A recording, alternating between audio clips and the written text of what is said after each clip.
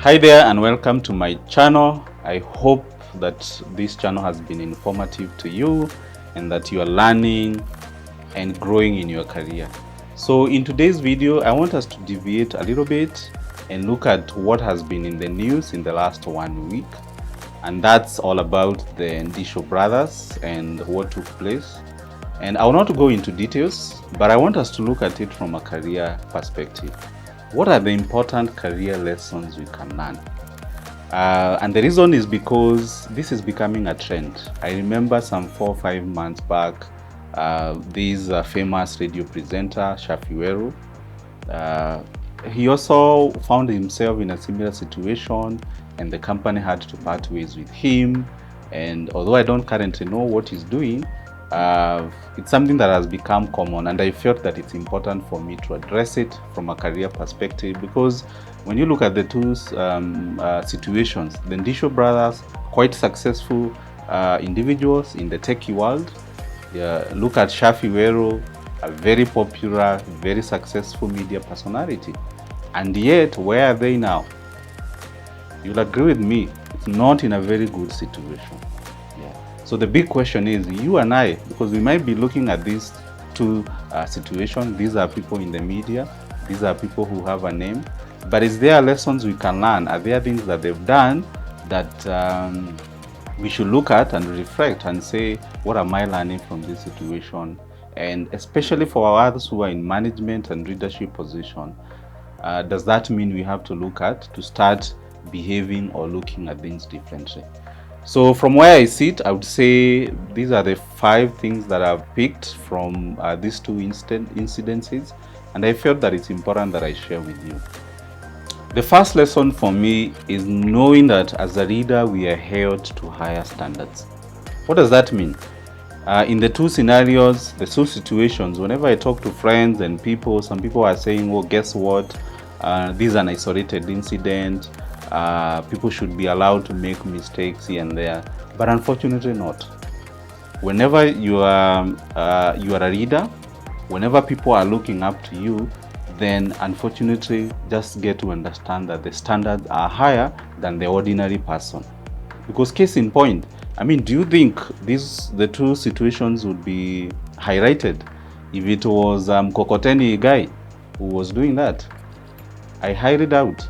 But because these are people we look up to, if someone is a media personality, we tune in to the radio every morning to listen to them. If you have a company, you are a CEO, as the Ndichu brothers, you are doing very well in the tech industry, you are placing Kenya out there in the map, people will also expect you to behave in a certain way. And so get to understand, it doesn't matter. You don't have to have a big brand as the two brothers and even Shafi to be able to for people to hold you in higher standards. No, so long as you're overseeing people, so long as people are looking up to you, then they expect that your behavior should be different. The second lesson for me is the power of the social media. I mean, we take it for granted that now we are living in a digital era. So anything you do out there now, it's being recorded, and it can make or break your career. And another thing I've learned is that the internet never forgets, because now you'd imagine if someone is to come and type the name of one of the brothers, guess what they'll see? They'll not see the good CV that this person has, but they'll see what has now been in the blog, what has been trending in the last 1 week. So it's similar to us. So you might be watching this video and saying, well, me, I'm not a celeb. But guess what? You might be doing something stupid out there, and someone reports you, they take your photo, maybe they take your name, and that one entry, when someone is Googling you, a prospective employer, or now you are being appointed in a position, in a government position, and we type your name, and guess what comes out? That blog, that entry, when you're partying and you're doing funny things. So for me, what I've learned, it's very important for us to be able to separate our professional and social life. So at times, if you want to do some things, I'm not saying you can't party, I'm not saying you can't let go, but ask yourself, where am I doing this?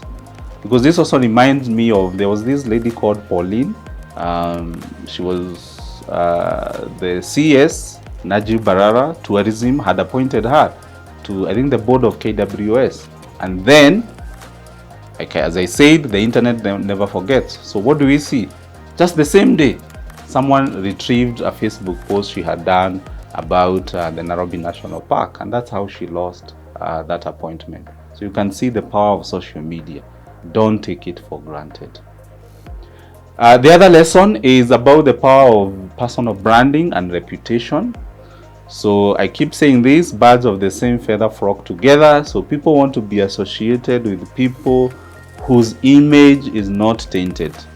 And you saw for yourself, for Shafi Weru, immediately whatever he was being allegedly accused of happened, the company did let him go. And even for this case, you've also seen investors taking a different turn. So reputation, we must protect our reputation at whatever cost. Sometimes you might be agitated, the emotions can get the better of us, but you have to be careful. Yeah, because people are going to take action, and it's not that they are harsh on us. No, but they also don't want their brand, to be tainted, and that's why they'll take that action. And something closely related to the 3 points that I've shared with you is on the issue of emotional intelligence. And when you talk about emotional intelligence, it's being self-aware about your emotions and the effect they have on other people. And I would say where we go wrong as readers is when you've not been able to master our emotions. So whatever happens, stuff will happen to you. People might even tempt you. People might even push the wrong button so that you behave in a certain way. But I guess also as readers, we don't have a choice but keep our calm and avoid those situations as much as possible. Yeah. So for me, I would say those are the 4 main lessons I've learned. And before I leave you, the 5th lesson is that there are second chances.